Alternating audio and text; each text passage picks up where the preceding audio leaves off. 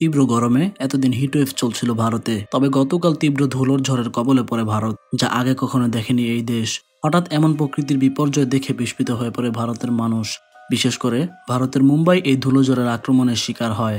পুরো শহর জুড়ে তীব্র ধুলোর কারণে নাক মুখ ঢেকে চলতে হয়েছিল মানুষের। তবে ঝড়ের গতি বাড়লে তীব্রতা টের পায় শহরটি।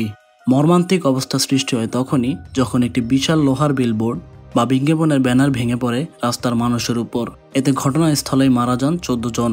এছাড়াও সেখানে আহত হয় প্রায় 75 জনের বেশি।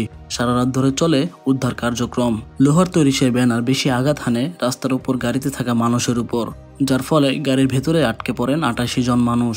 উদ্ধার কার্যক্রম চলতে গিয়ে হিমশিম খেতে হয় দেশটির উদ্ধার কর্মীদের। নিহতের বেশিরভাগই ছিলেন নারী ও বয়স্ক পুরুষ। তবে এখন পর্যন্ত সরানো যায়নি রাস্তার উপর ভেঙে পড়া সেই বিলবোর্ডটিকে।